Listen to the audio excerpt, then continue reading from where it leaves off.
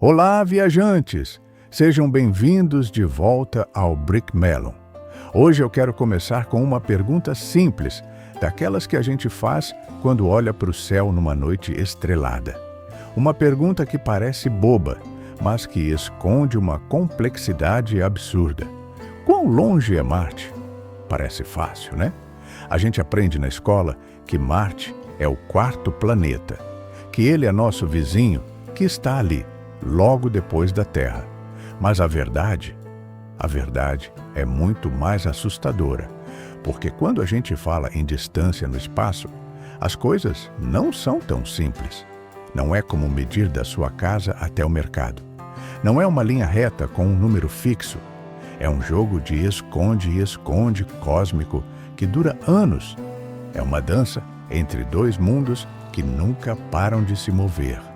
E é exatamente por isso que, depois de décadas de exploração espacial, depois de termos levado o homem à Lua, depois de naves que já visitaram os confins do Sistema Solar, nós ainda não conseguimos colocar um pé na superfície de Marte.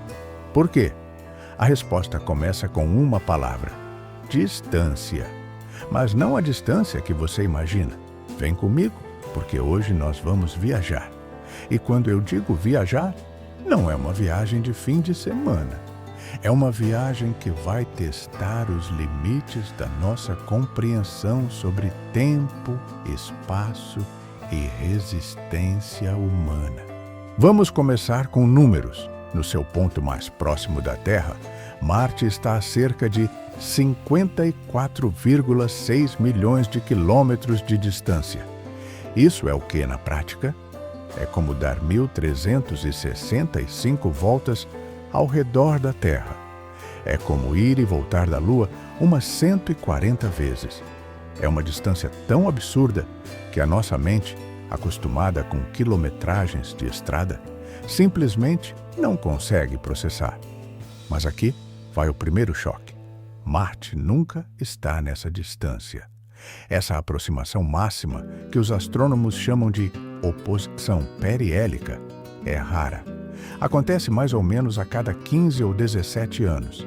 Na maior parte do tempo, Marte está muito, muito mais longe. No ponto mais distante, quando os dois planetas estão em lados opostos do Sol, essa distância pula para absurdos 401 milhões de quilômetros. É quase 7 vezes mais longe. Então, quando alguém te pergunta qual a distância até Marte, a resposta honesta é: depende.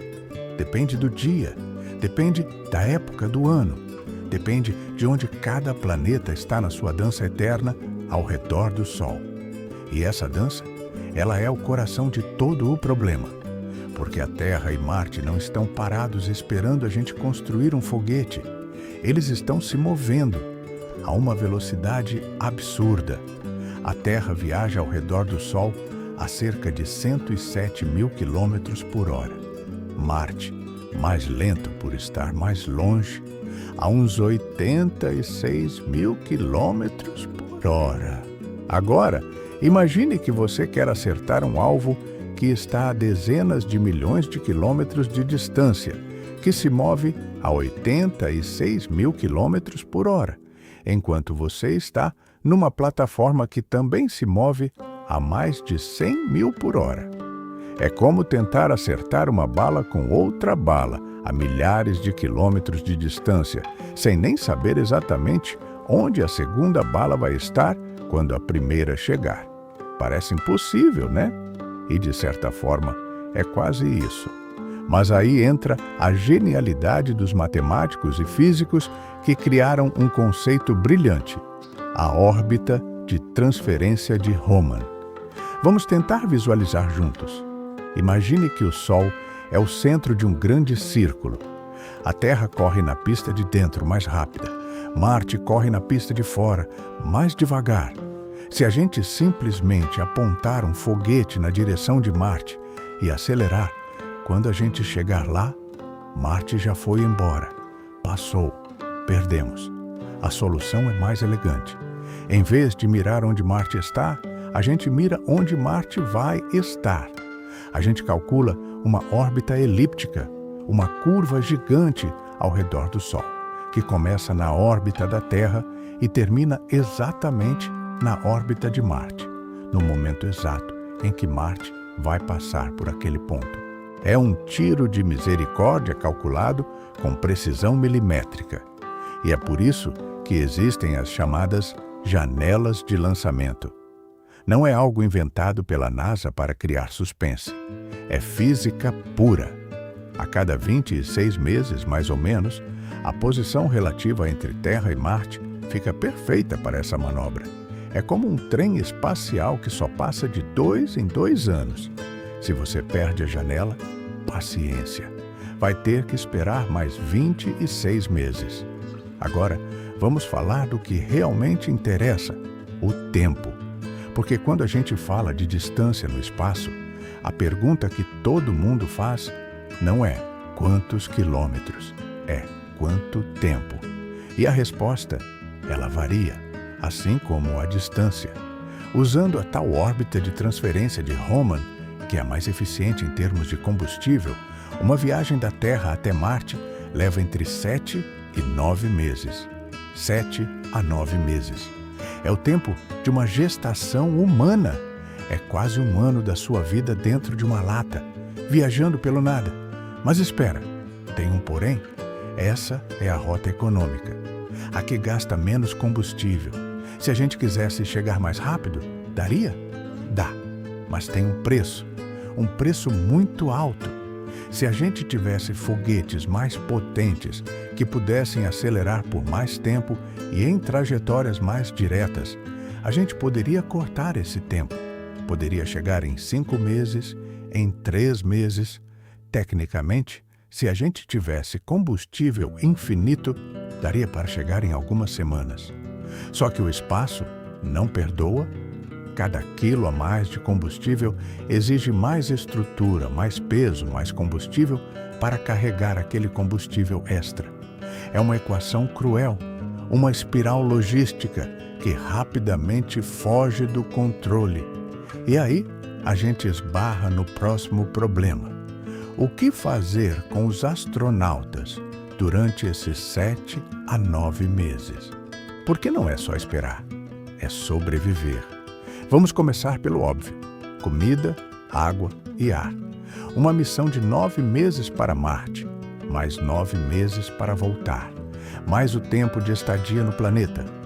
A gente está falando de uma missão de no mínimo 2 anos e meio, 3 anos no total. 3 anos de comida para uma tripulação de 4 a 6 pessoas. 3 anos de água, 3 anos de oxigênio. Tudo isso precisa ser levado. Cada litro de água, cada grama de comida, cada cilindro de ar. É peso, é volume, é mais foguete, é mais combustível, é mais dinheiro. E tem um agravante. A comida não pode ser qualquer comida. Ela precisa ser nutritiva, precisa durar anos sem estragar, precisa ser leve e precisa agradar. Imagine passar 3 anos comendo comida de astronauta liofilizada.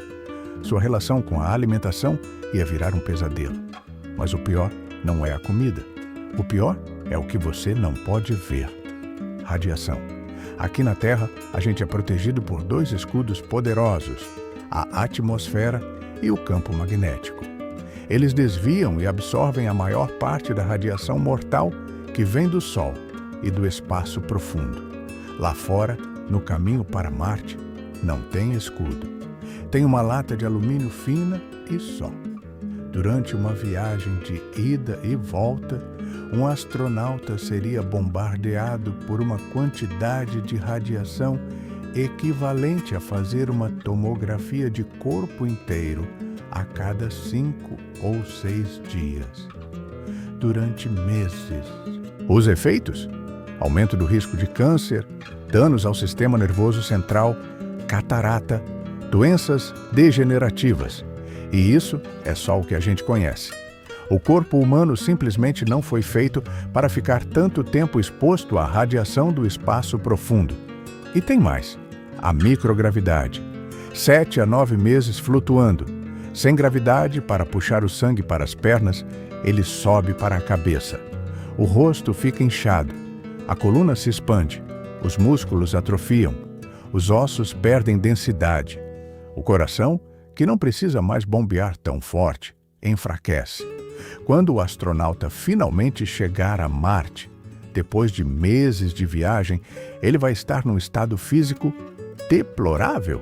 E aí, ele vai ter que pousar num planeta com 1/3 da gravidade terrestre. Mas ainda assim, vai ter que andar, vai ter que trabalhar, vai ter que construir, vai ter que sobreviver. E a gente nem começou a falar do psicológico. Ficar meses confinado num espaço do tamanho de um apartamento pequeno, com as mesmas pessoas, vendo a mesma cara todos os dias, sem poder sair, sem ar fresco, sem contato real com a família. O atraso nas comunicações vai de 4 a 20 minutos, dependendo da posição dos planetas. Isso mexe com a cabeça. Tem um motivo pelo qual as estações espaciais têm psicólogos de plantão. Tem um motivo pelo qual os simuladores de isolamento na Terra, como os experimentos no Havaí ou na Rússia, são levados tão a sério. O ser humano é um animal social. A solidão e o confinamento extremos podem quebrar as pessoas. Agora, se você acha que tudo isso é complicado, espera até a gente falar do pouso. Chegar em Marte não é como chegar na Lua. Na Lua não tem atmosfera.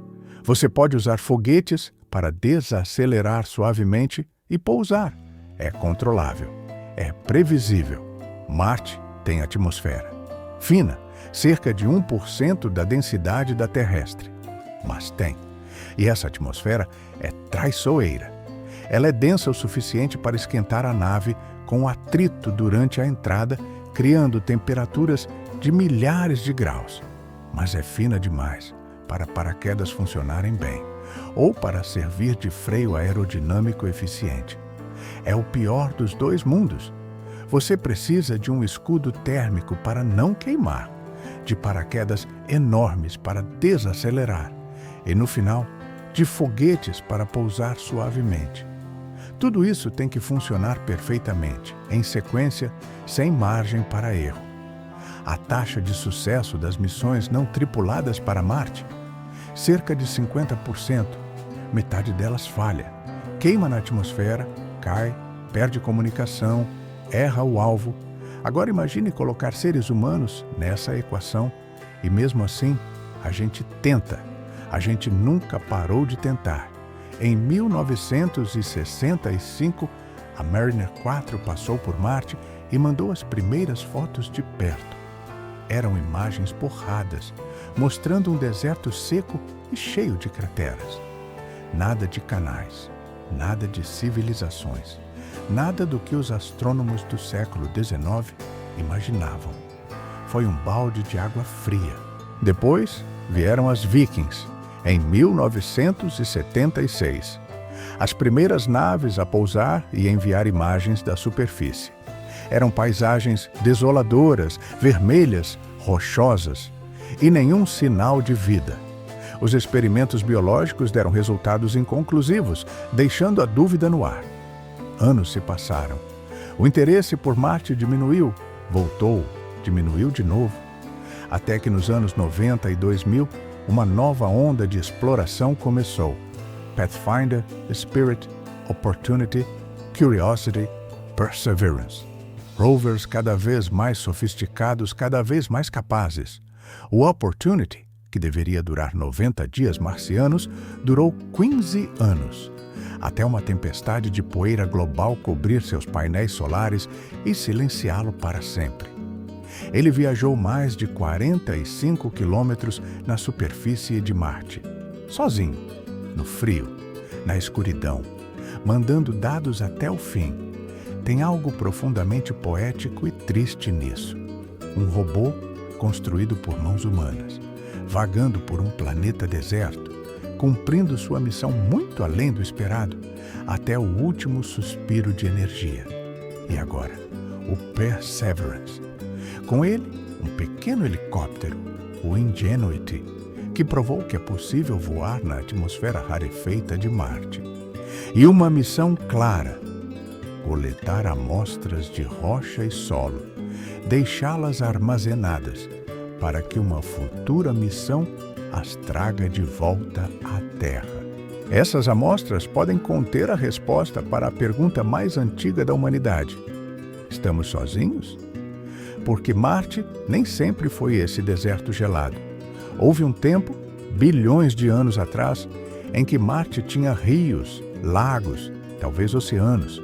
Tinha uma atmosfera mais espessa, um clima mais ameno. Se a vida surgiu ali, se ela existiu, seus vestígios podem estar preservados nas rochas. E se a vida surgiu em Marte e na Terra ao mesmo tempo? Se fomos semeados por cometas e asteroides? Se a vida é um fenômeno comum no universo? As respostas podem estar esperando pacientemente enterradas na poeira vermelha. Mas voltando à pergunta original: quando a gente vai? Empresas privadas, agências espaciais, governos, todos têm planos. A NASA fala na década de 2030 ou 2040. A SpaceX, do Elon Musk, é mais otimista. Fala em pousos tripulados ainda nos anos 2020 ou no início dos 30. Mas otimismo no espaço tem um preço. E geralmente, esse preço é o atraso. O problema não é só tecnológico, é biológico, é humano, é político, é financeiro. Uma missão tripulada a Marte vai custar centenas de bilhões de dólares. Quem paga? Quais países vão se unir? Qual o retorno? Como justificar esse gasto quando há problemas tão urgentes aqui na Terra? E tem a questão ética. Se a gente mandar pessoas para Marte e algo der errado, e eles ficarem presos lá, sem possibilidade de resgate, condenados a morrer na superfície de outro mundo? A humanidade está preparada para isso? Os astronautas, esses voluntários do impossível, estão preparados? Olha, eu não sei responder. Sinceramente, não sei. Mas tem uma coisa que eu sei. Quando eu era criança, eu olhava para o céu e via Marte como um pontinho vermelho, distante, inalcançável, quase mitológico. Hoje, eu olho para as imagens que os rovers mandam e vejo um lugar real. Montanhas, dunas, vales, crateras, um mundo inteiro esperando. E pensar que um dia, talvez não no meu tempo, talvez não no seu, mas um dia, alguém vai pisar naquela areia vermelha. Alguém vai olhar para o céu marciano, ver a Terra como um pontinho azul distante e saber que a humanidade deu mais um passo imenso, um passo que começou com uma pergunta simples: quão longe é Marte?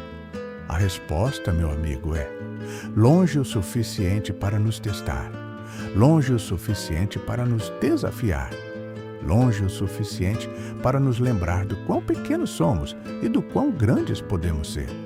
A distância até Marte não é só um número, é uma medida da nossa coragem, da nossa curiosidade, da nossa recusa em aceitar que o horizonte é o fim.